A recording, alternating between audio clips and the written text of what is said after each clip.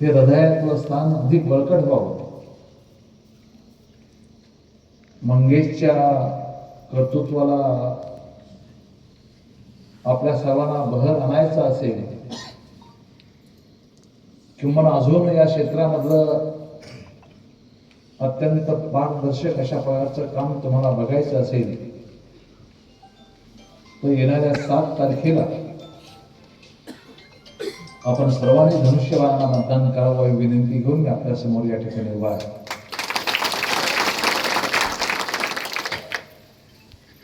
शेतकऱ्यांचा आवाज, गरिबाचा आवाज,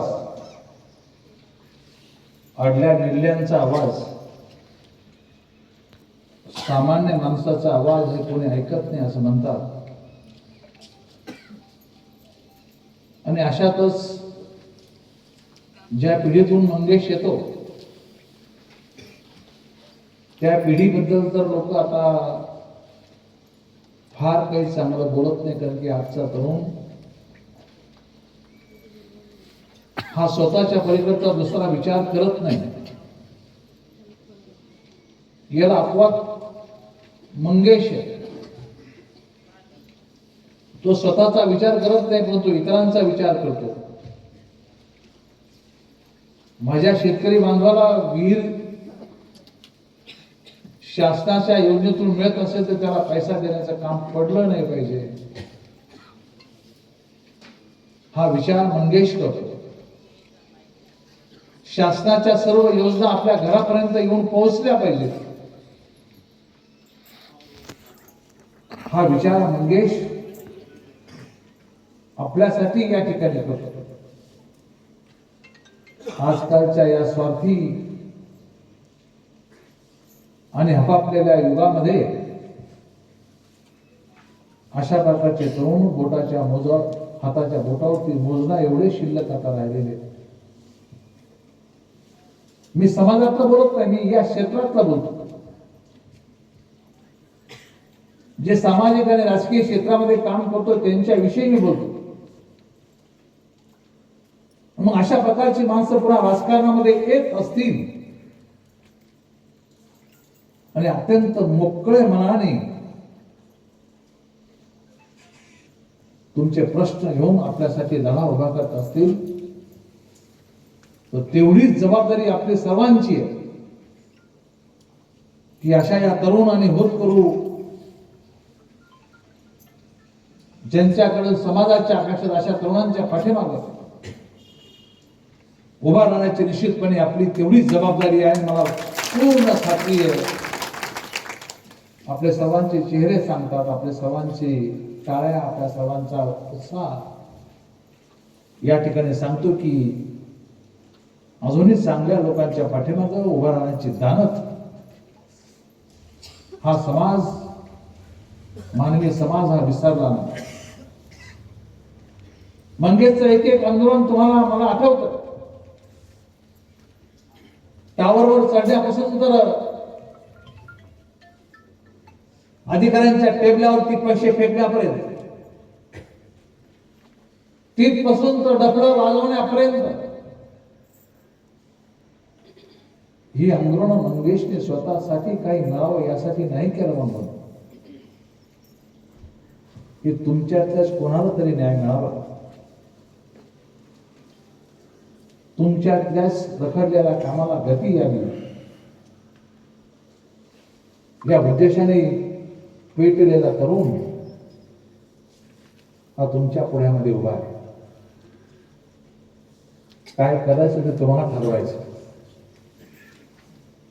काय करणार आहात तो संकल्प इथं करायचा. जे नाहीत त्यांना कसं बोलायचं हे तुम्ही ठरवा. तो 27 वर्षाचा तरुण, एका ध्येयाने पेटलेला तरुण आपल्या समोर उभा आहे. एका ध्येयाने पेटलेला तरुण काही तुमच्याकडून अपेक्षा व्यक्त करतो. तर या समाजातले अत्यंत जबाबदार घटक म्हणून आपली ही जबाबदारी या माध्यमातून वाढती मानतात. मागच्या सभेत तो राजकीय पक्षाशी संलग्न झाला असला तरी मागच्या सभेत त्याने अत्यंत सुंदर असे वाक्य सांगितलं की मी तुमच्या मुलांच्या हातामध्ये पक्षाचा झेंडा नाही देणार, तुमच्या मुलाच्या हातामध्ये मी पुस्तक देईन आणि याच पुस्तकाच्या माध्यमातून प्रगती करायला लागली. राजकीय पक्षाचा माणूस झेंड्याशिवाय घोषणाशिवाय बोलत नाही. गेल्या 50 वर्षामध्ये मी राजकारणामध्ये 40 वर्ष मला आमदार म्हणून होती. मी मागच्या सभेत सांगितलं की एवढा पेटलेला तरुण मी पाहिला नाही, एवढा स्पष्ट विचार लोकांसमोर मांडणारा तरुण सुद्धा मी बघितला नाही. लोक प्रभावाखाली बोलतात, लोक निश्चित प्रभावामध्ये येऊन बोलतात, पण ज्या व्यासपीठावर मी असताना माझ्या समोर तो बोलतो मी पक्षाचा झेंडा तुमच्या मुलाच्या हातात देणार नाही, तुमच्या मुलाच्या हातात पुस्तक देईन. ज्या जिल्हा परिषदेची शाळांची परिस्थिती आहे, निश्चितपणे मी तुम्हाला खात्री देतो की हा पेटलेला तरुण तालुक्याचा सोडा, परंतु आपल्या मतदारसंघापुरते आपल्या मतदारसंघाचा भाग म्हणून मंगेश तो एवढं तरी काम केलं की गावागावातल्या सर्व जिल्हा परिषदेच्या शाळा सुधारून टाकायची. मला असं वाटतं की जनता तुला कधीच विसरू शकणार नाही, कारण की आपल्याला बेसिक शिक्षण ज्याच्यावर संपूर्ण समाज उभा राहणार आहे, ज्याच्यावर ही पिढी आपण जी सुशिक्षित पिढी त्या पिढीच्या संदर्भातला विचार करतो, ती पिढी घडवण्याचा विचार आपल्या समोर मंगेश या ठिकाणी मांडतो. असं समजे आपण याला निवडून दिलं, याच्या सोबतच्या पवार असेल, आमच्या त्या भगिनी असतील, त्यांना निवडून दिलं. 5 वर्ष तुमची परीक्षा मंगेश ही लोक देतील. 5 वर्ष तू काय केलं ते बघतील. आपला देश बंधू भगिनींनो निवडणुकीचा देश आहे. दर 5 वर्षाला निवडणूक येत असते. मध्ये मध्ये अनेक निवडणुका येतात. अनेकाला निवडलं ना, त्यांनी कोणी काय दिवे लावले हे तुम्ही पाहिलं. अनेकाला विजयी केलं. काय फरक पडेल एकदा मंगेशला विजयी केलं तर? जर परिवर्तन केलं तर पुन्हा एकदा तुम्हाला संधी द्यावी लागेल.